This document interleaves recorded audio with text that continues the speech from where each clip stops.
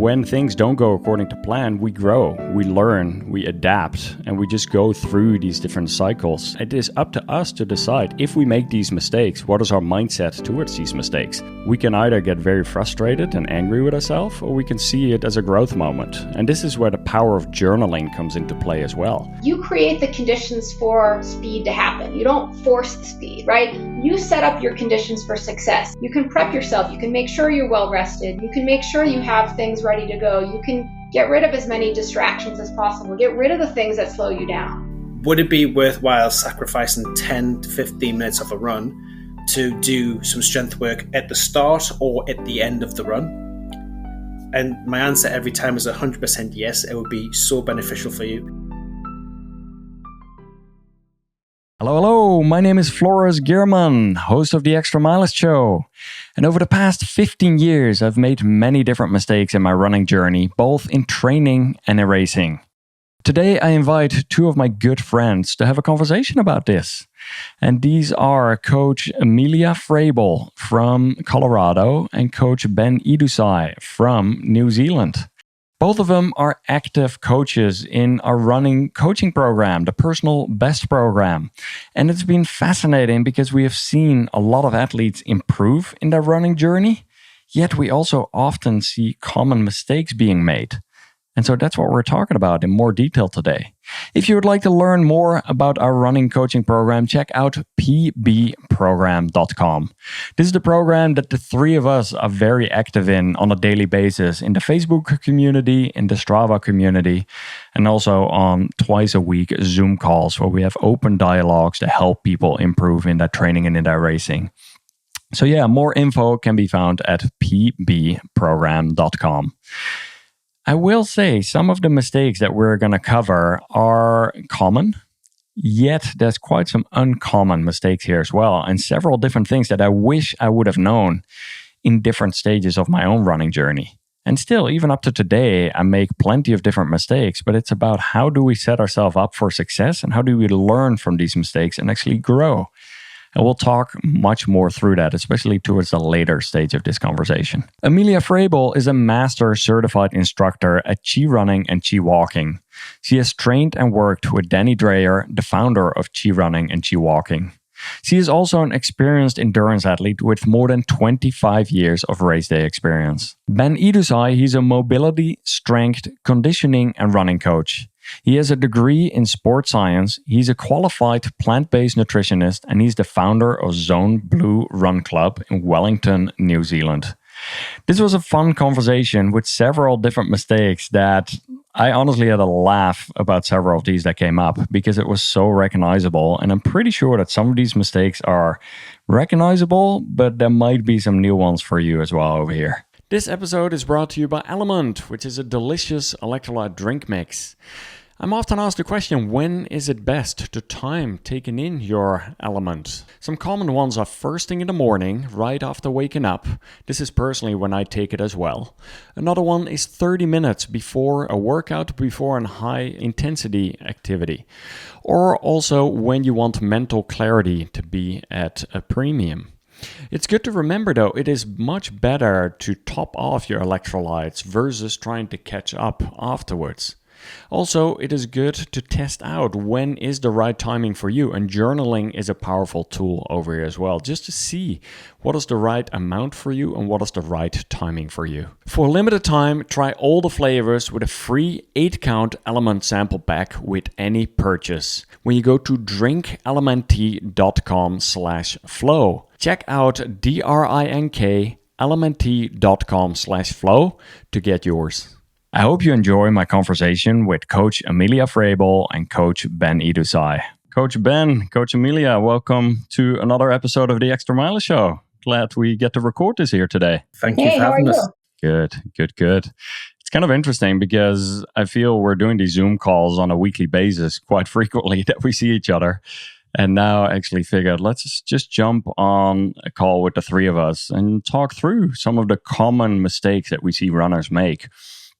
Because we see a lot of things going well among athletes in training and in racing, yet we also see a lot of similarities of some of the challenges that people experience or some of the mistakes that people make. So Maybe we can start off with you, Amelia. What is one key takeaway from some of the mistakes that you have seen firsthand?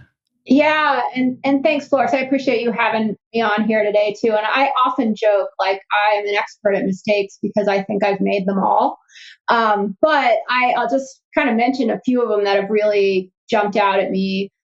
Number one, I think many runners could benefit from and make a mistake is not running their easy runs easy enough.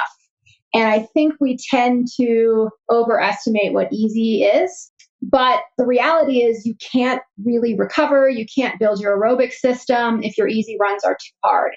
And easy running is not marathon pace. I think I see a lot of people say I'm running easy today, but yet they're running 30 seconds, a minute, a mile faster than their marathon pace.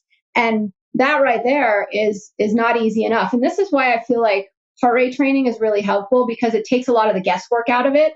Because for me, I know that, I could say my easy running pace is an 11-minute mile, let's say. But every day your body's a little different. And some days my easy running pace is a 12 or 13-minute mile because that's what my body needs. And so I just throw the heart rate strap on and I just go, okay, I'm going to let it tell me where I need to be today. And it kind of helps because it takes that guesswork out of it and really makes sure that you don't go out there and do too much on those days that you're really supposed to be recovering. Spot on. Definitely see that one myself a lot as well. And it is different in different parts of your training cycle too, right? Like if you're in peak training shape, your low intensity runs might feel different than when you're just starting to get back into training again. Like even for myself, I took a little bit of a break from running after the Berlin Marathon, just started running again. And all of a sudden it's like, oh yeah, the paces have changed a little bit. And I definitely got to go a bit more by effort instead of by some pace that that you previously run your easy runs at. And then you, Amelia, you live at altitude. And so like there's that element involved versus sea level. Or Coach Ben lives in New Zealand. All of a sudden he might start experiencing some of the wind again over there. Or that we often hear you talk about. Yes, very much so. Yeah. Right on. That's a good one. What about you, Ben? What about like anything from your end that you often see? First and foremost, thank you for having me on, and it's awesome to catch up with Coach Amelia as well. A big issue that I tend to see when it comes to working with the PB program is runners who are kind of putting running before their physical and mental well-being. And a big issue that I tend to see is the running takes over all aspects of the life, which is good to a certain degree. But if things don't go according to plan, that's when we start to see, issues with their mental well-being or trying to do too much and then breaking down. And first and foremost, we always talk about this on the Personal Best program. We are running because we love to run. We want to improve our health and well-being. If that isn't the case, if you're pushing yourself too much to the point that you're breaking down or suffering, then we've kind of lost track of where we need to be. So that's definitely something that I've fallen into the path of before numerous times. And it's something that I think having people to keep you accountable, remembering why you're running, and giving yourself adequate breaks, making sure that you are doing enough low heart rate running, having time away from running is super important and something that a lot of kind of running programs or running people don't really talk about. So it's having the flexibility to be able to do other things apart from just running all the time, because the aim for all of us is we want to run as well as we can for as long as we can. And if we are putting too much pressure on one race or one performance, I feel like that kind of puts us in a downward spiral to affect us later on, both physically and mentally. Yeah. We often talk in the PB program about health first and running performance will follow. And I think that goes hand in hand over there. Dr. Steven Seiler said it so well. Even if you have athletes would have a toothache, they would not be allowed to go up at altitude to go to a training camp. They would keep them down purely because your body is not optimal. You can try everything you can, like to try to improve, but if your body is not in the right spot, so heal first, get your body first in the right spot before focusing on that. And I think you already touched on flexibility. That's one other one that we have often talked about. We see some people really strict. I followed every single workout in the schedule. I did everything.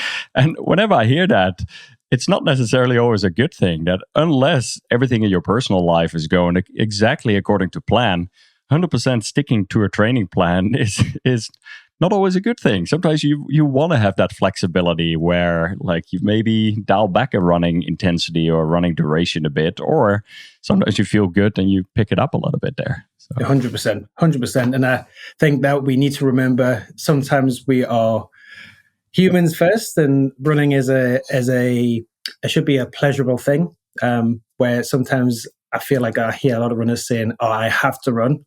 My mentality is I get to run. It's a blessing. So I think if we can kind of sometimes step back and just look at why we're doing this and the reasons why we want to be healthy, that will kind of dictate what we need to do when it comes to stressful times in our lives. Yeah. What would you say? I'm curious to hear from you, Amelia, if someone comes up and says, I have this feeling of that I'm almost dreading a run, or I feel like I have to go on a run versus I want to go on a run. What would be some of your advice in those cases?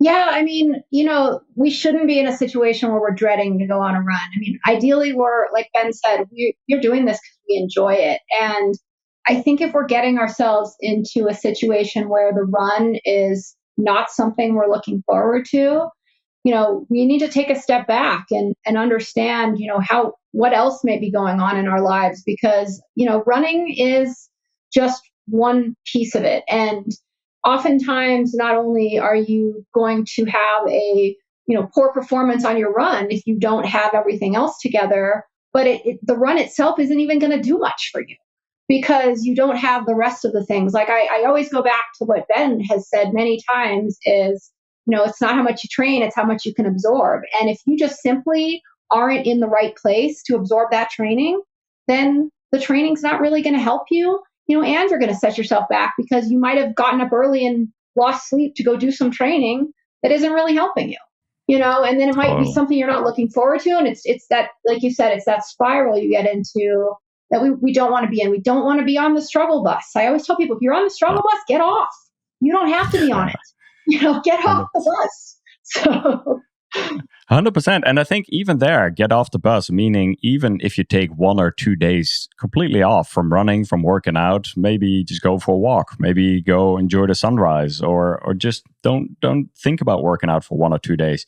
You might be surprised how much just that 48 hours of not running can help from a positive reset as well, both mentally and physically. And you'll want to run again. Chances are, right? Yeah. It's like you give yourself enough space and then it starts to become appealing again, right? And that's exactly where you want to be, because then you're in the right mindset. You're in the right space to go out there and make that run productive. So, yeah, absolutely. Here's another mistake that I sometimes see. Like there's quite some people listening to this podcast or watching this video that are into low heart rate training. And at the beginning, for a lot of people, it's challenging. All right, I have to slow down. It's a much slower pace than what most people used to run. But after a few months of low heart rate training, sometimes people become so familiar and comfortable with low heart rate running that they almost become afraid of speed work. And so that one, even yesterday, we had a Zoom call and someone brought up like, oh yeah, I've done several months of low heart rate training and I'm a bit afraid of speed work. And when trying to identify like what is the reason that people become afraid of speed work, it's often two different things. One is I am afraid that if I start adding speed work, that I'm adding too much stress to the body and it's going to block my aerobic progress. Like that's one part. Whereas, yeah, I understand there's a time and place for low intensity running, but we absolutely, when our body can handle it, want to add in some speed work. We'll talk about that in a little bit here. But the other reason is that there's athletes who are sometimes injury prone. And at that point, adding in speed work, especially when we're going pretty high intensity, it adds additional stress on the body. It adds additional injury risk to the body if our body is very injury prone. So I absolutely understand that part. Like, injury prone athletes have to be careful with that. Identify what's going on, like try to fix that body in whatever way, shape, or form they can to strengthen it. And Coach Ben can probably share more about that later as well. But then if we are injury free and we are ready to start adding in some speed work, like don't be afraid of that part. Like make sure that you ease into speed work. You don't want to go from like several months of low heart rate training right away to like zone 6 and going all out there. But at the other hand, like stimulating the higher heart rate zones comes with a variety of benefits too. And even on race day for most distances, you're going to be training or racing at a higher heart rate, probably up to the marathon distance or 50K. So yeah, don't be afraid of that part, but make sure that you ease into it and don't go too crazy out there either.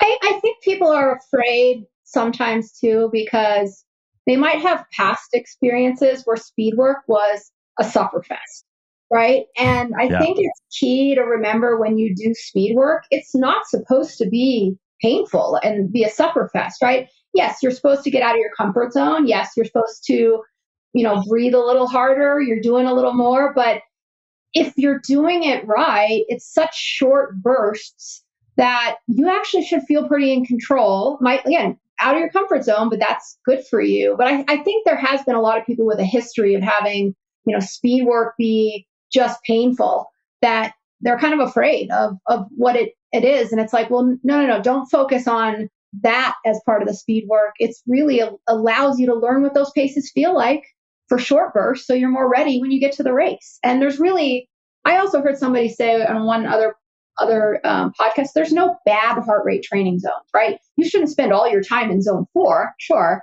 but if you get a taste of where you are in every zone, it'll definitely help you on race day, because you're probably going to hit every zone at some point in time on race day. And so, it's just like doing speed work. It helps prepare you. Totally. And I've got to be honest, I love putting a bit of speed work into my training. It's just, I don't know, for me, it's a freedom. It's something that you can do because, when I was getting into math training and stuff, I was like, right, well, you've got to stay quite vigilant at first. And then I was like, right, I am so ready for this. And I always look forward to speed work. I don't know why, I might just be that way inclined, but I know a lot of runners on the PB program probably follow similar to myself. And it's just, yeah, occasionally I'll just go for a run and, turn the heart rate monitor off and just let me, go where I want to go. And I think from a mental perspective, that is a really good thing to do. Absolutely. I'm a big fan of fart-like workouts too, purely instead of being so structured of this workout now, like we're going to do 3 minutes times 8 with this much rest in between. Like there's a time and place for some of that. But absolutely, from time to time, just to go out there and run by feel. And like, I still find it interesting, whether it's afterwards or during, to look at the heart rate sometimes, but not making that like a key focus. It's purely like, how am I feeling at that point? And I think Eliud Kipchoge said it best, like you want to finish a workout and still be able to smile. And I thought that was such a good indicator that you're running at the right pace, but not going over that. So, yeah. And I think going back to like the first thing I said, because Ben, I agree with you. I look forward to speed work too. In fact, I remember when I started the low heart rate training, I was so excited to finally do some speed work. But again, it goes back to that really only happens when you're running your easy runs easy enough. Because if you're not running your easy runs easy enough, you're not going to look forward to speed work because you're not going to be fresh. You're not going to feel like, hey, I got to get out. I want to get out there and do this, right? You're going to be like, oh my gosh, I'm going to have this, and I think that's another thing where it's like, you almost have to go easier sometimes on your easy days. And then, when you're feeling ready to do the speed work, then you're in a good spot, right? Because you're going to be ready to give that a great workout and it'll really benefit you. Spot on. And Amelia, that can be based on, do your low intensities low enough, like intensity wise? But we can even talk in that equation about running volume, because we also see plenty of people running way more volume than probably is beneficial for them. Even at a low heart rate training, you can overdo it. And I think this is one of those that if you're noticing I'm not able to hit my paces that I want to be hitting during speed work, and you're doing your low intensity low enough, maybe you might want to look at the overall training volume over there and that you're able to recover well from that. So, yeah, for sure. Yes. What else, Amelia? Any other ones? Yeah, I mean, I think it's interesting because I've been running now for 25 years, maybe longer. I can't remember anymore. And we have a lot of tools in place now that we didn't have. I mean, I didn't even have a Garmin back then. I didn't have any kind of GPS watch. I used to drive my car around to sort of figure out how far I ran, and I just guessed sometimes. But we have things now like GPSs and Strava and different social media platforms and things like this, where I think a lot of people can make mistakes kind of letting their ego get in their way and being too concerned with how they're perceived on some of these social media platforms. Like, gosh, I don't want my friends to think I'm running too slow. So, I want to have a good time. I want to show something good. And it's like, that is not really the right mindset for progress. I mean, you have to progress from where you're at and not where somebody else is at, right? So, unfortunately, I mean, there's so many good things about social media and these platforms like Strava and such, and I love having them to connect with people. But I also feel like in many ways, they allow people to sort of let their egos get in the way. They race their training. They're kind of like, well, I don't want it to look bad on my, what everybody else sees. So honestly, personally, I don't care. Like, look, if you want to see how slow I run on Strava on a daily basis, be my guest.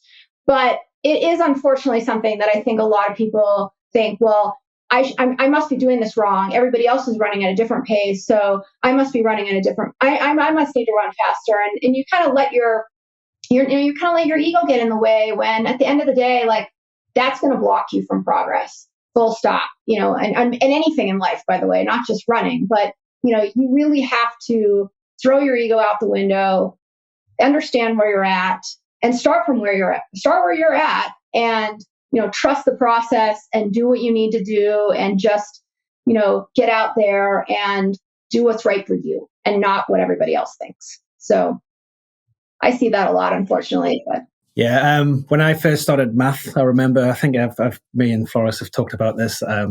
I used to have people who were considerably older than me running past me, and I came from elite football or soccer, so my initial thing was, right, I've got to either maintain or beat them. And it was a real shock to me because I thought I was fit, but reality was I wasn't aerobically fit. And the great thing about math, and especially doing the math tests, and that's something that I feel like we really need to focus on. That's an indication of how you're doing and if you're improving. And I think it's a really good tool to use, especially when ego starts to creep in, because yet again, why are we doing this? I always go back to this. I'm doing this to get fitter, to get stronger. If I'm not getting fitter and stronger, what am I doing? So yeah, I think the ego is a huge aspect, and it's something that I see, especially with quite a few younger runners as well. I will be honest, when they first get into running. So it's just kind of remembering, you can only absorb so much training. Why are you doing this long term? What are your targets? Don't fall for that Strava trap. As I say, it's like there are times when I look at Floris's runs and I'm just like, my God, I wish I could do that. And I'll go out for a run and it's like, well, Floris is running his own race. He's on his own journey. I'm on my journey. Can we help each other? Of course. But let's just remember, each person is on their own individual journey, and just celebrate the wins that you have through your journey and stop comparing to others, because as you say, comparison is the theft of joy. So 100%. I think the comparison is, and that can be seen in a variety of different ways, right? You can compare yourself to others, and you might notice, like, whether it is jealousy or whether it is there's the ego component that comes into the way. But I think for me, even, it's sometimes the comparison between myself in peak shape, or when you're not injured, when you don't have an injury, or when, like, after you're recovering from something, or you've had a break, or you've had a sickness, and you start running again, it can be quite humbling. It's almost like you're starting over again. And at that point, it is so easy to look back at, like, my paces used to be here, my heart rate used to be here. And, like, even comparing yourself to your previous top peak shape, I think it's kind of a trap where it doesn't bring much happiness over there. I thought Maria had a very valid comment of, like, just compare yourself to where you were 5 years ago or 10 years ago and see what are some of the positive changes that you have made. And I think sometimes on a week-to-week or month-to-month basis, it's hard to see. But once you start noticing all of these little things, they definitely start adding up. And just not being so hard on ourselves very often. Like it's easy. Like even Coach Ben and I have conversations offline sometimes. And for us, it's very easy to coach other people and to be kind. Yet sometimes the internal dialogue might really be like, I didn't accomplish what I wanted to accomplish, or like being really harsh on yourself versus it's you're not that harsh on someone else. It's just more the inner critic sometimes. So, I'm way kinder to other people than myself. I think all of us are, to be honest with you. I can listen to problems all day, but if it's problems myself, I have a different approach. So it's good to, as I say, I think a huge thing about this group is having accountability buddies, because, it just allows you to see what's really going on and how much, as you say, how much you've been able to achieve in a very short amount of time or a long period of time. So, I think that's absolutely amazing. That's a big one. What else, Ben? Any other ones on your mind? Yeah, so a huge part, and Amelia touched on this before, my motto is it's not about how much you do, it's about how much you can absorb. And that goes into all facets of life. And for running, we always tend to think more is better. And it's by doing that, we're not focusing on recovery. Now, my philosophy has always been make recovery your priority, because if you do that, the likelihood is the work that you're going to be doing is you're going to be seeing the benefits. So we tend to get into that mindset, let's get an extra run in, or let's do extra training, whatever it may be. Or I'm sleeping less, not focusing on, the fundamentals, what we need to be doing. Are you sleeping enough? Are you eating enough of the right food, drinking enough water, having some downtime? And I feel like when we think more is better, which we tend to do in today's society, it doesn't work out in the long run. So big focus point for me is, do you have a bedtime routine? Do you wake up around the same sort of time, the sleep cycle? Are you eating at regular times, if possible? I understand people have jobs where they're working shift work and stuff like that, but trying to maintain these, I think running is the reward. If we can focus on all these foundations, then that will allow us to become a better athlete overall. And that's what we want to do, which then also makes us a better runner. Totally.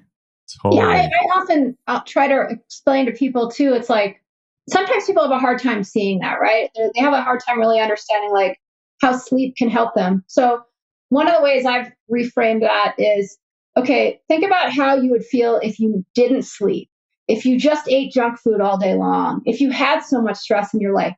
Your runs will be terrible, right? Your runs will be absolutely horrible. And I think people can understand that when you go to the other extreme, like if you weren't sleeping, they can understand that. Okay, so now that you agree that that has an effect, then what about if you made a few small changes in the positive direction? It's like, that has an effect too, right? So like you said, I mean, that can be the biggest difference in a lot of people between improving or not improving. It has nothing to do with their running at all, Totally. For me, a reframe as well was once I started sleeping, I started seeing sleeping as training. That sounds a bit odd, but it's like, all right, there's a lot of different things you can do to improve your overall training and health. Sleep is one big component on that. Running is only a small portion. So yeah, that one is a big one. Earlier this week, we had a conversation on Zoom. Someone was not progressing in training and had a hard time hitting the long runs. Like at the end, it was starting to become painful or started to become very challenging to, even at a low intensity, to hit like 20 miles or be on the legs for 2.5 hours. We went through a few different questions, and eventually the question came up, how much are you actually sleeping? And the answer was 6 hours. And I was like, I'm trying to run 10 hours a week and sleeping 6 hours a night and having a 1-year-old kid. And I feel like that right there explains what's going on. There's a time and place for certain running volume. Yeah. And even when a few months ago, we had a PB call with Dr. Maffetone. One of the key takeaway was most athletes can benefit most from training a bit less and focusing more on adaptation and absorption of their actual training. And I'm so glad that he said it firsthand, that everyone could hear it, instead of, like, we repeat that quite frequently and we talk about that, and we don't want to sound like we're like these holistic coaches where we're trying to protect everyone and do less and less is more. Of course, you got to go out there, you got to train consistent, you got to put in the work, but there is a time and place for a certain amount of training hours. And that's even in my Berlin Marathon training video, I put that. I simply could not get away with 8 hours or 10 hours of training at this point in my life. And I think a lot of people underestimate how much more they need to recover versus training more. And so, yeah, that's a big one there. Yeah, I mean, I think that kind of comes to the whole, obviously you're not going to progress in running if you don't train at all, right? Like, obviously you're not going to progress in running if you don't, follow some sort of gradual schedule progress and have all that. But it's one piece of it. And I think that's one area that I see people make mistakes on quite often, is thinking running is everything. And yes, it's important. I mean, no doubt. And sometimes I even see people think the long run is everything.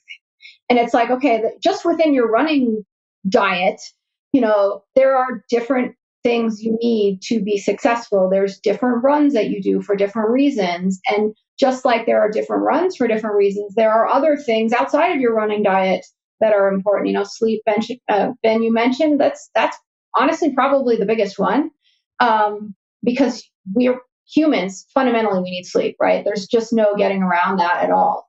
And then, diet and overall stress. I think the overall stress thing sometimes interweaves itself into some of the other things, right? If you're highly stressed out at work, you're probably not sleeping, you're probably not eating well, who knows how your training's going. So there's all these areas that I look at it as their opportunities. They're like Todd said on the last call you had with him on one of the last episodes. They're all puzzles to be solved. So it's kind of exciting when you look at it that way, and you can go, okay, this is another piece of the puzzle I can optimize. It's not just about, if you focus all your effort on one little piece and you're just completely ignoring the other ones, you're only going to get so far.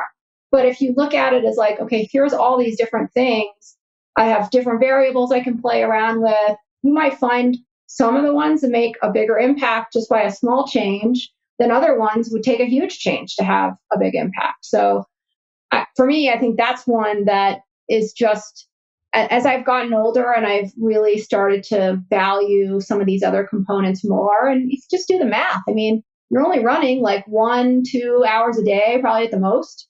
There's like 3 other hours that make a lot of difference, right? And it's silly to think they don't, because it's just, again, do the math and you realize that. So spot on. One of the biggest outside factors that I don't see that many people talk about. It has gone through different trends about digital minimalism and whatnot, but it's the behavior of phone and digital like addictions. I think that indirectly has the biggest impact on people's overall awareness, people's mindset. I went to pick up my daughter from school the other day. We rode the bike to school and parked it there. I picked her up. And I was waiting among other parents. There were like 8 other parents sitting there, and some had younger children and some were just waiting. Literally everyone was on their phone, completely neck bent over in the most messed up like neck position. And I'm just looking around me and I'm just thinking, like, what kind of world are we living in here? Am I really the only person without my phone over here and just trying to be present? And this is something that kids, but also other people around us see too. And I'm obsessed by that topic in particular, even if you have a dinner conversation and you leave your phone on the table. Like even the slightest little things, if you still have your phone around, that almost seems to become the priority. And so I think the more that we can even get back to setting certain boundaries, like some of the listeners here, or many of the listeners here, probably know a time before like the phone was 24/7. And even there, it wasn't that you were working 24/7, that you were always connected. First thing you do is wake up and check your phone, and last thing you do before you go to bed was check your phone. Like it almost has become the norm over here. And I think what Ben was saying earlier about talking about the evening routine, I think that is so important. Like a lot of people might focus on a morning routine of like, I do these few things in the beginning.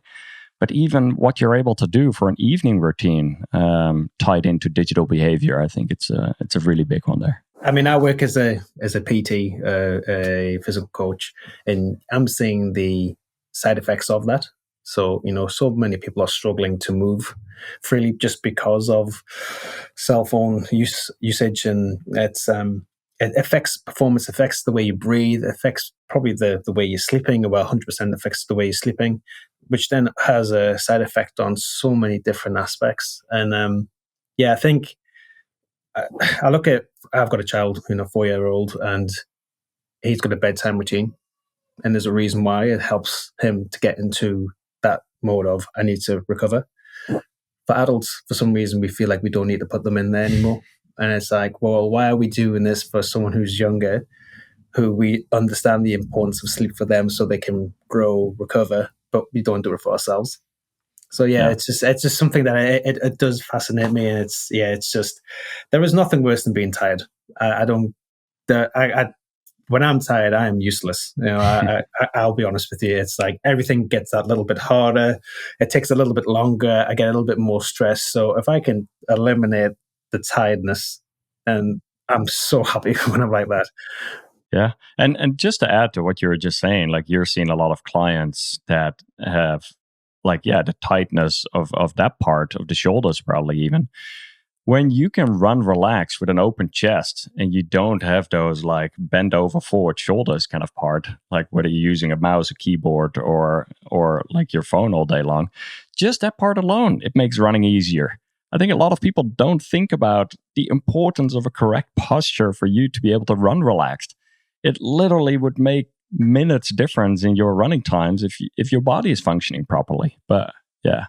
Yeah, it's so interesting. And that's something personally I have to work on. I mean, I know I tend to let my shoulders kind of go up and hunch up, and it's ties it's all together. It's more stress. You're not going to run well with more stress. If you have that, it's affecting your sleep. And I think just the fundamental, like, if you can't, going back to the dropping kids off at school or what you were mentioning, is like, if you can't be still with your thoughts for 5-10 minutes without feeling compelled to take something out, then how can you concentrate during a race? I mean, for an hour or 2 or 3 or 4 or longer. I mean, in and of itself trains you.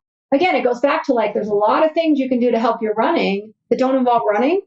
If you can train yourself to be present, if you can train yourself to be able to sit with, maybe you're a little uncomfortable. Hey, you know what? I get it. People generally pick up their phones because they're like bored, right? They don't know what else to do. They're like a little uncomfortable just sitting there doing nothing. But that's good. It's kind of like doing speed work. You got a little uncomfortable and you learn how to deal with the uncomfortable part of it. And ultimately you get stronger. And I think there's always opportunities. I mean, I'm guilty as anybody, but it happens, and it's sometimes important to sit back and go, okay, do I really need to pick up that device right now? Or maybe I just sit here. Maybe I just take some time, give it a pause, breathe. What's really the best thing I can be doing right now? It's so funny because we talk about meditation sometimes and just sitting. And I saw your message in the Facebook group this morning, Amelia, where I think you and I did the exact same morning meditation from the Calm app. And there was an interesting quote in there that you posted, but I literally wrote it down myself as well. And it was, "The day you stop racing is the day you win the race," by Bob Marley. And I thought that was a fascinating one, when everything basically comes to us at the right time and you can't force that process. And I thought that was such a spot on one. Very often we see athletes trying to force improvements, trying to I need to be doing this right now in order to move forward. And there are basic fundamentals indeed of training consistent, being patient, running majority of your runs at a comfortable effort when the time is right, adding in some speed work, building a few weeks, stepping back, letting the body recover. Like we have talked about, the right nutrition, stress management, sleep, all of these different things.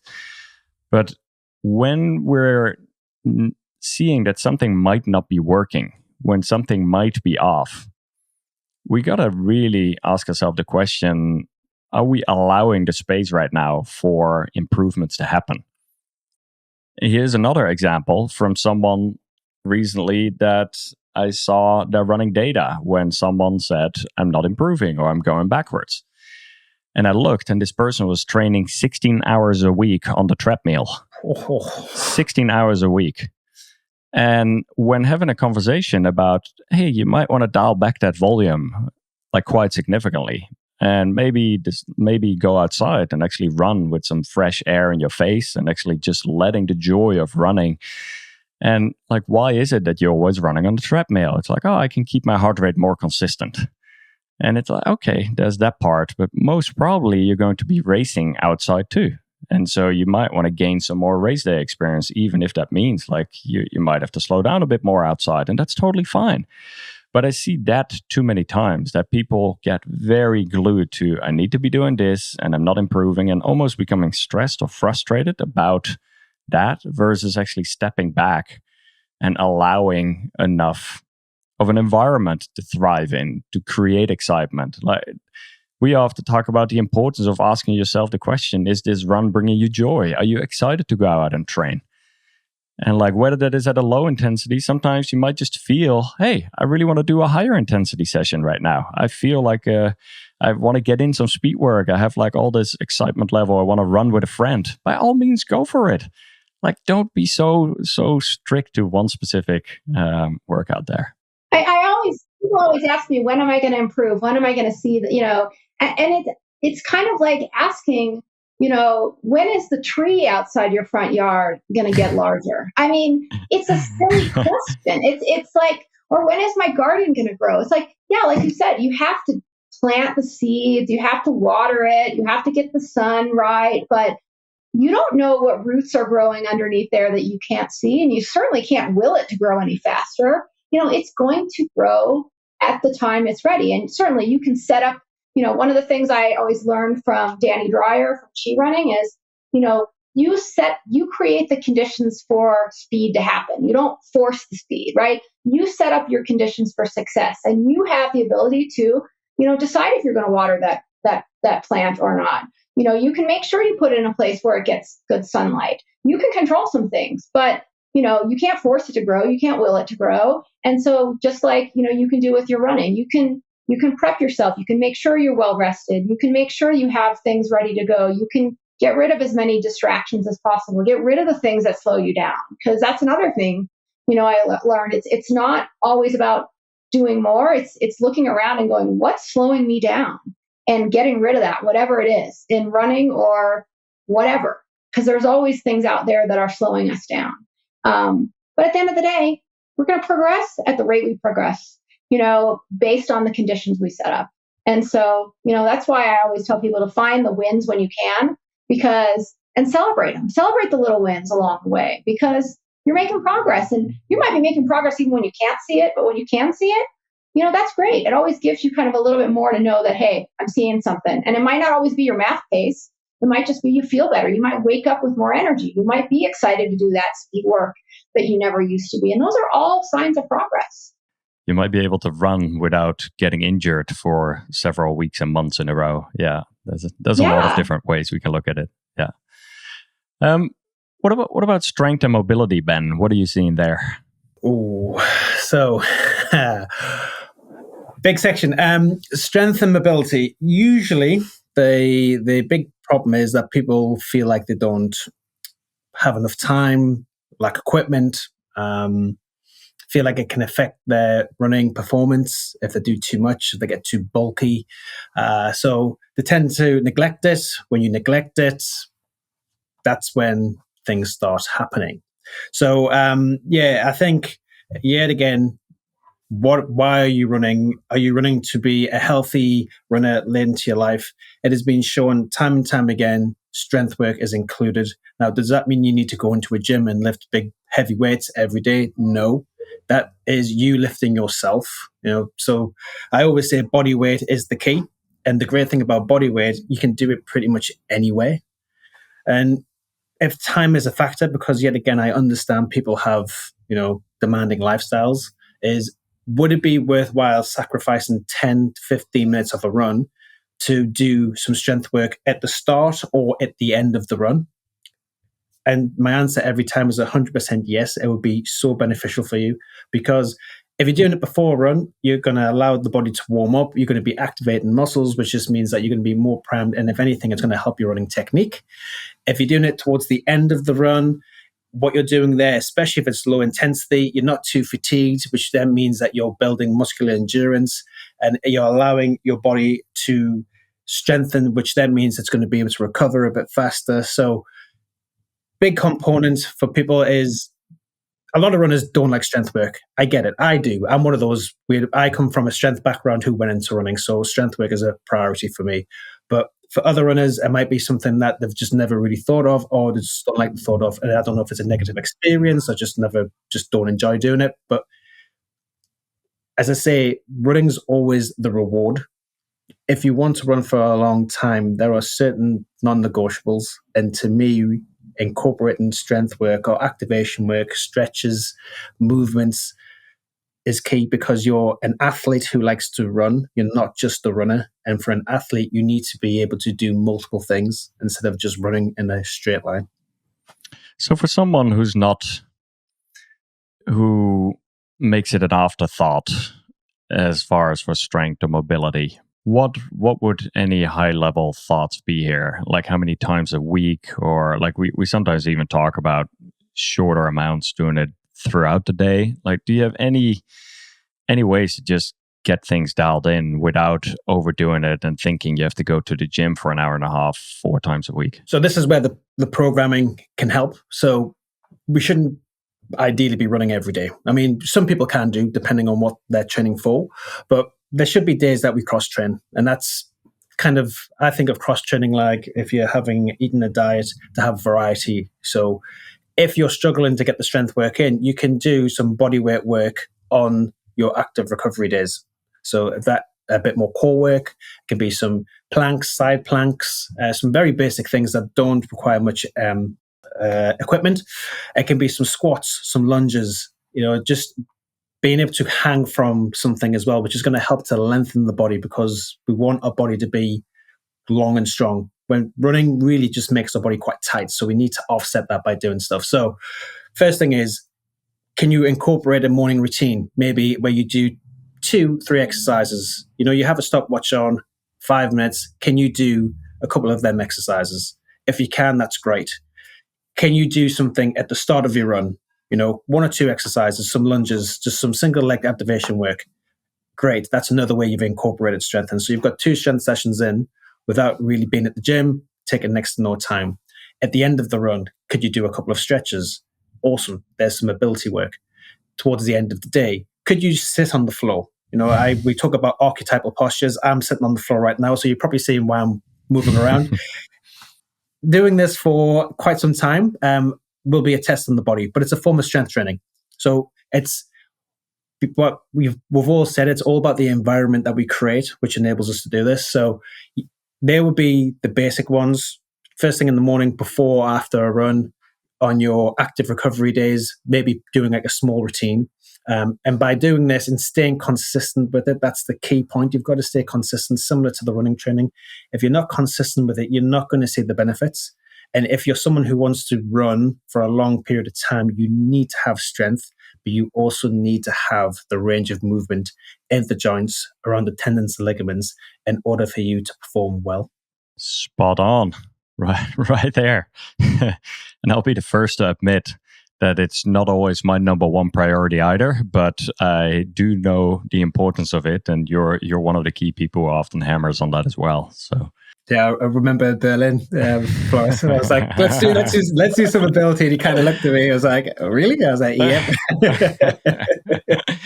Yeah, Ben and Ash were my 2 roommates in Berlin, and we had a good laugh about some of the mobility and strength work. Like Ben was going through a routine, and both Ash and I were looking like, yeah, we'll leave some of this over to you because you made it look easy. And yeah, it was not easy to begin with, but yeah.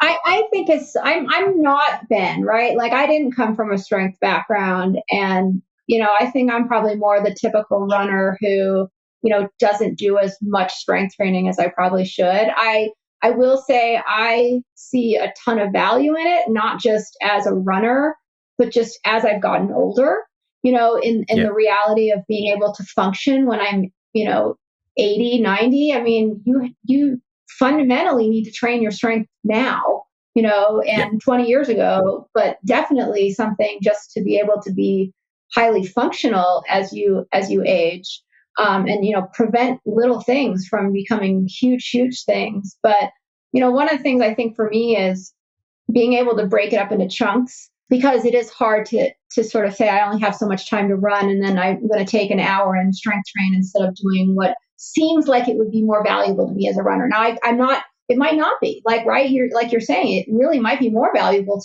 for me to do the strength session. But I find just as somebody who is more, the running to me is just a little more fun, probably because I know what I'm doing. When I'm strength training, sometimes I'm not really sure if I'm doing it right or I'm doing enough or I'm not doing enough. But I find some of the exercises, Ben, you've put out and Floris, you have in the PB program are just 5 minutes or less kind of things. And they all add up, and then over a month, you can see, gosh, I have done those couple hours of strength training. I just didn't do them in a couple hours at a time, but they were just small chunks of time that, just like your miles, all those little minutes add up. And, the more you're able to move throughout the day, the more you're able to, lift some things that you might not have been lifting and pay attention to your form. And again, it's being present. It's training a lot of other things besides your muscles too, that I think, is something that I personally am working to make more of a priority as a runner, just because my why is to be healthy when I'm, much older. And to me, the strength component is huge. So the last thing is it's got to turn into a habit. And I think when it comes to habits, you've got to make it achievable. I would love everyone to be able to spend an hour in the gym just doing stretching and another hour. That's not the case. So, whatever time you do have, I always say to somebody, make it so it's too easy to do, so it makes it into a non-negotiable. Can I do one exercise? And you say online, this one exercise will make you a better person or better runner.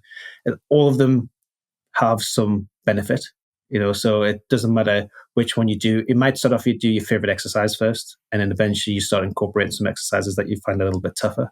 But yeah, what we've just got to do is just think of doing something. And as you say, as you're doing it more and more often, you start to see the benefits, and then you can include more things in. So yeah, just sometimes I think everyone's trying to do this full 45 minutes. So my strength routines are 15 minutes. I deliberately make them 15 minutes. I do lots of warm up and cool down, but if you actually look at the main core of my session, it's 15 minutes of work. Yeah. Sometimes, even if you want to, if you try jump roping, and even the other day, I was jump roping for 2 or 3 minutes and felt like an hour. It's kind of like running on a treadmill. You run there for I was doing aqua jogging. I hadn't been doing that much. And I swear I thought I was on there for 45 minutes, and I looked and it was only 5 minutes. And that's pretty similar to running on a treadmill for me. I rather poke my eye with a fork than run on a treadmill or do aqua jogging. but yeah. Anyhow, let's talk about race day for a little bit, because I think we've all been there when race day might not go according to plan. And so last week I was in Chicago and I was talking to Kafuzi, and he mentioned he took a 6-year break after running his first marathon. Funny enough, that was exactly the same with me. It took me 6 years before I started running another marathon again after that. So I'm kind of curious, is there anything race day specific just before, during, or after that comes to mind over here for you guys? The number one thing, you want to talk about a mistake people make in a race, is going out too fast. Just 100%, that is the number one mistake I see people make. And it's, you know why? Because it's so easy to do. Because that pace feels so good at mile 1. And you don't know you're going out. I mean, people wouldn't make mistakes if they knew they were making mistakes. The problem is that there's so much adrenaline and there's so much excitement and the crowds and this and that. And they're like, I must be having a fantastic day. I feel amazing. Well, you're probably going out too fast. You might be having a fantastic day, but the challenge is there's a really fine line between going out even a little bit too fast and completely blowing up. And so again, this is kind of where doing more of those speed sessions really can help us dial in, where's that place that we can be relaxed and focused at the same time, and a little bit outside of our comfort zone, but not like crossing over that red line, where we can't maintain it. So because it's really hard, and especially for new runners and people who are new to racing, my biggest piece of advice is go out way slower than you think you might need to. And you know what? There's enough time in that race that if you went out a minute per mile too slow in the first mile, that's 1 minute. 1 minute, you can make that up over 25 other miles. But if you go out, 1 minute too fast in the first mile, trust me, it's going to cost you more than a minute. Trust me, it's going to cost you probably a minute for every one of the last 10 miles and maybe more. So number one mistake I say is go out slower than you think. And chances are, if you have some gas in the tank at the end, you can dial it up a notch and almost get back to really where you gave it your 100%. A second one, from my own experience, definitely a nutrition aspect, is don't go out the night before. I know it sounds obvious, but just stick to what you know before race day, because my first half marathon, I learned big time about 17 Ks in. When I'm at the Portaloo, watching the time go by. That was a mistake that I made. Just, practice, what you're going to eat a couple of days, or your long runs. That's a great opportunity for you to get used to some sort of routine. Racing is a stressful experience. It's exciting, but it's very stressful. So your body and your guts and your bowels might react to that. So if you can take things away and just get used to a bit of consistency with that, it will like it. So for me now, every Sunday, it's the same thing that I would have like I'm doing a race day if I'm going for a long run. And I find, again, it gives me a bit of peace. And at least I've had this. I know I feel good when I have this. Nothing new. And that's also clothes-wise as well. Because I've also had another bad experience wearing new clothes and having to go into the shower and the chafing. Oh my God. I was like, I will never. And I've never had it on my nipples. And I honestly thought something was seriously wrong with me. So, that's another one.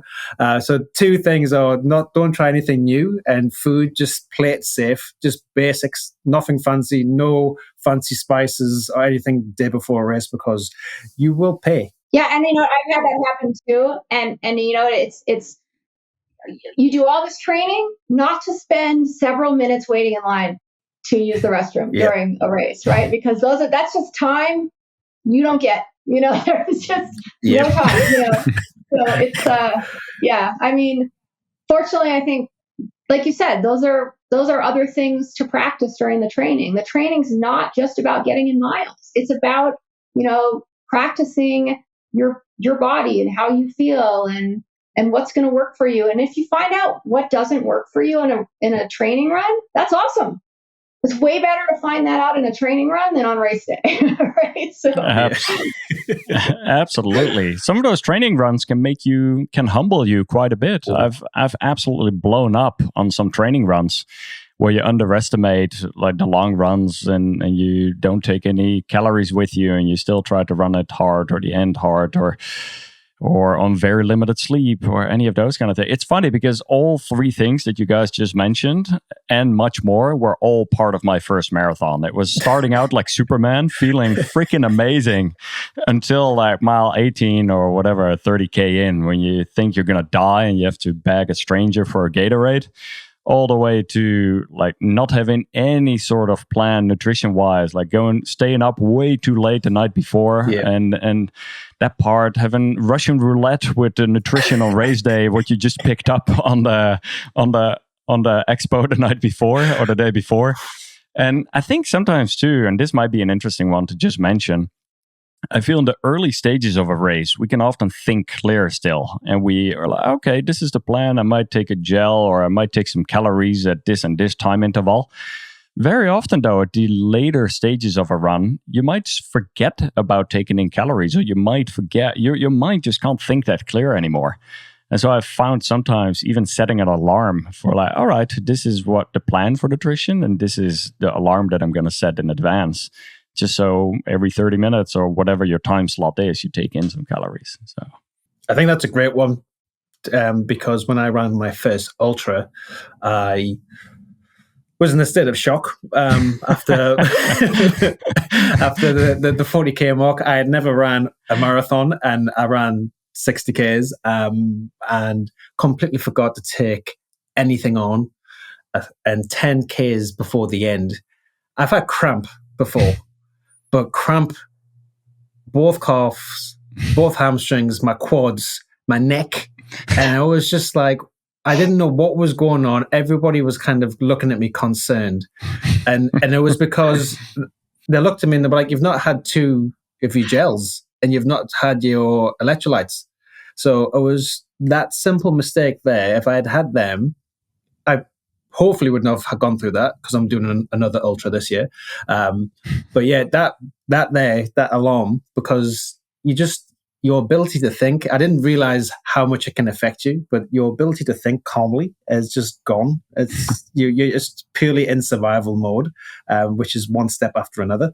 So I think that's a really great point that you put, Floris, having alarms set on. That's definitely one that I'm going to be taking on board for future events.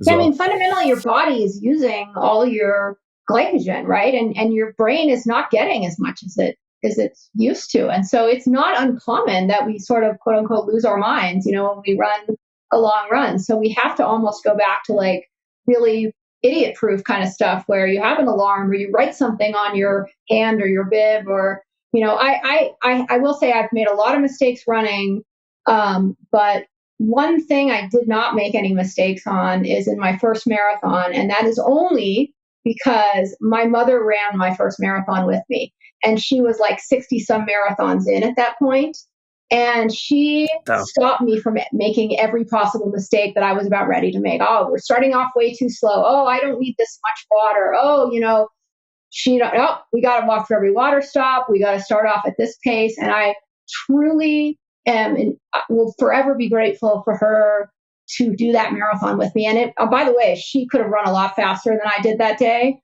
but she really was right there, making sure that everywhere we could do it right, I did it right, and I just listened to her, and I mean I'm super grateful, and I know not everybody has that, but I mean, goodness, I just think of all the mistakes I would have made. So. That's so nice that your mom was so helpful and supportive. I'll mention an example. In 2019, I ran the New York Marathon for a project for Strava, and they were following 3 first-time marathoners, and I was one of the GoPro followers. And the runner I was running with was Matthew. He had never ran a marathon. He had trained. He had lost a lot of weight in the journey. He was ready for the marathon. And he started out exactly like my first marathon, where it was like, oh yeah, totally got this. And like, hey, big smile on the face, and like trying to like just using quite a bit of energy early on. Where the only thing I told him was, Matthew, we might want to dial back the intensity a little bit, like maybe just a few notches down a little bit. And like, I'm glad that at least we dialed back the intensity a bit, because slowly but surely there was like a crossover point, and it was probably around mile 13, 14, 15, where that smile became less and less. And at one point it became more and more of walking break through the aid stations. And at the end, it was like hanging on for dear life, trying to finish this thing. But I think sometimes even experiencing some of those things, every runner will remember some of that first races, whether that's a first half marathon or a first marathon, because not everything goes according to plan. And I think even from those things in the process, we can learn quite a bit. But that being said, it was very nice of your mom that she definitely avoided a few issues there.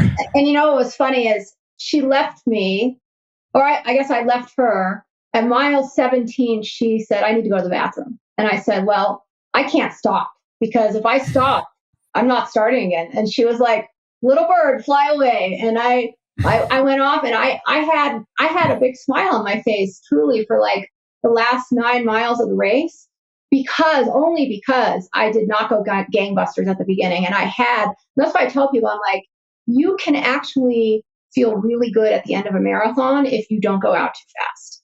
And we really went out nice and easy.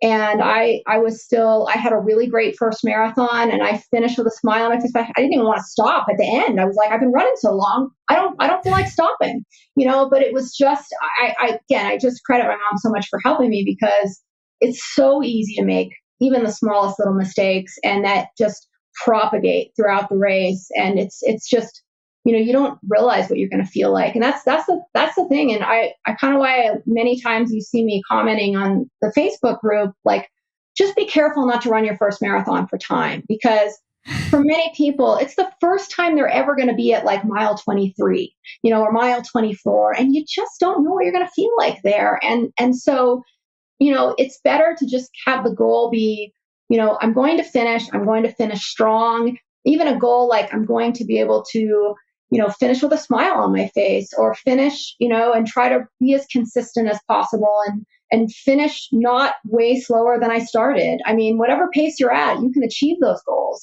And you're just going to feel a billion times better, because to be fair, like, I'm not sure I would have run another marathon if I had finished feeling horrible. I mean, the only reason I probably ran a second marathon was I did finish feeling pretty good. And I was like, okay, now I know what this is all about. Now I can set a goal for the next one. Now I can see what's the right pace for me to go out at, and, how I might feel at the end. And it's just, you want to make that a positive experience, because it's like anything else. It's just one step in the journey. It's not the whole thing. So. Oh, Amelia, you're wiser than me, I tell you that.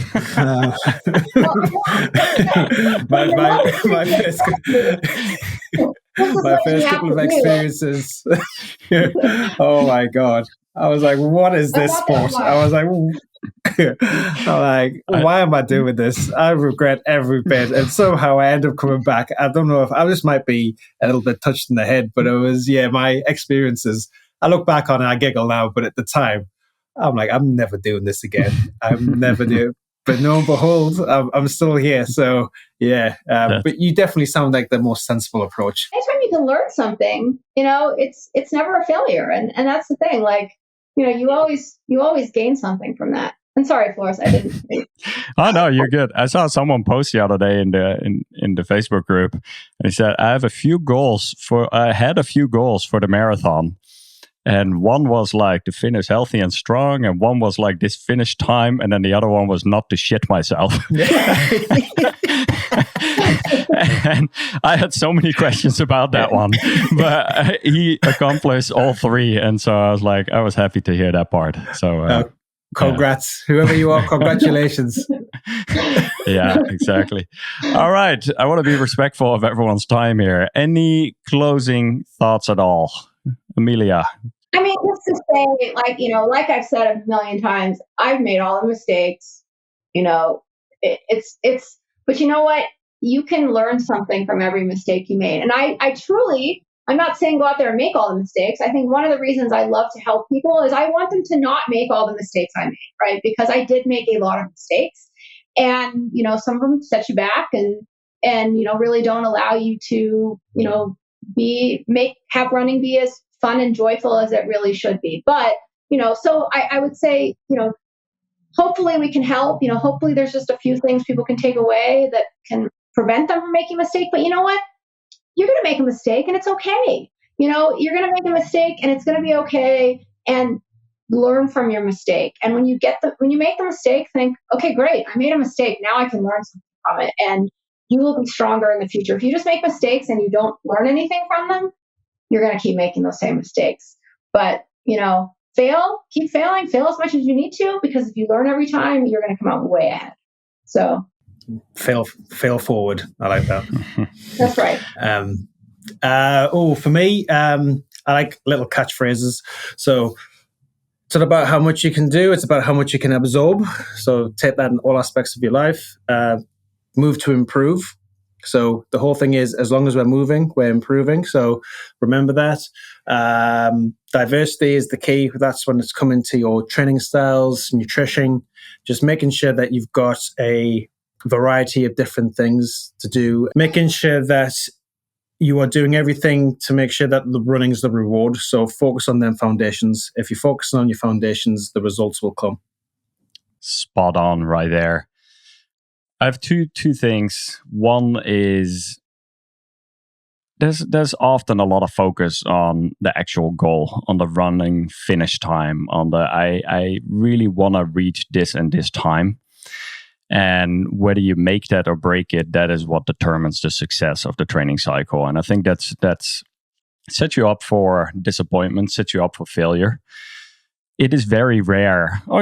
It's every training cycle is different. Every race day, everything can happen.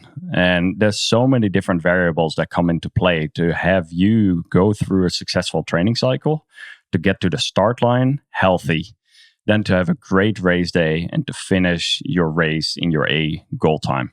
There's a lot of pieces of the puzzle over there. And so every training cycle, we learn a lot. Every race cycle, we learn a lot. And so when things don't go according to plan, we grow, we learn, we adapt, and we just go through these different cycles. And it is up to us to decide if we make these mistakes, what is our mindset towards these mistakes? We can either get very frustrated and angry with ourselves, or we can see it as a growth moment. And this is where the power of journaling comes into play as well.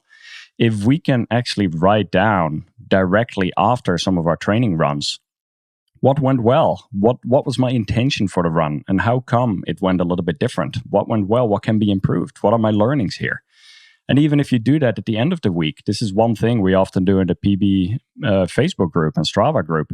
We recap what were some of our takeaways, some of our learnings from the week. And I think that joint learning from each other and just seeing not always everything goes according to plan, and that's okay. And I think in particular, after your race day, write down right away when it's still fresh in mind. These were some of the things that I learned from race day. This was my intention. This is where it went south. This is where it went really well. So the next race you're going to do again, you can just look back through those notes again. So one more point. Find a good community. There's no best community, but find a good community that can support you. I think that is a huge thing that is often overlooked. We can't do everything by ourselves. We need other people there to support us. We can learn from every single person in that community, because even though they don't have the same life as us, like if you actually approach things with, a mindset that I can learn from every person I come across, you will learn a ton. I think, unfortunately, sometimes people think, well, I'm super advanced. What can somebody who's a beginner teach me? But that's it's, Ben, I'm sure with your kids, you can learn a lot from them, right? And they're way younger, right? But you can learn from anybody if you open your mind and you allow yourself to learn something. And so I love having the community, because I learn from so many people from all over the world in so many different situations that just, even if you just think about something a little differently, you might learn something. So it's great. Absolutely. So well said. Thank you guys for jumping on that. Real brief before we get go offline. Ben, where can people find out more about you? So yes, I'm on IG. So on Instagram, you can find me there. What's your handle, just so we have it? Oh, so it's just my name, Ben Edusei. Floris, you can type it in so people can. There will be stuff coming up on YouTube as well again soon. So have a look there. And you can follow me on Strava as well. It's just my name. You can see what I'm doing. Cool. And Amelia? Yeah, I'm on Instagram as well. Focused Footsteps is my handle. That's also my website. So that's probably the best way to find me. I'm also on Strava, and love connecting with members of our program for sure. And, it's great to see the community moving forward, and, so much good stuff out there. So. Absolutely. I will make sure to link to all of that as well. And we are going to be out at several future races as well. We're going to talk about some more PB meetups at different races in person, whether that is at some of the world majors or some of the other races out there as well. So, but yeah, guys, thank you so much for jumping on, and we'll see you soon again on Zoom, I'm sure. So, thank you. Thank you. Have a good one. Bye now. Thank you for listening. If you're looking for any additional guidance in your training and racing, check out pbprogram.com. This is our heart rate-based running coaching program. It's quite holistic, but it's been really exciting to see all of the different results from runners, from beginners to advanced over the years. So yes, more info at pbprogram.com. It's always a blast catching up with Amelia and Ben, and I would love to hear from you. What are some of the mistakes that you have made in your running journey? Please let us know in the comments below. Also, was there one favorite lesson, takeaway, or quote? Let us know, because it often becomes like this compilation of different comments that you can learn quite a bit from as well, from other community members over here. Have fun out there on your runs. Bye now.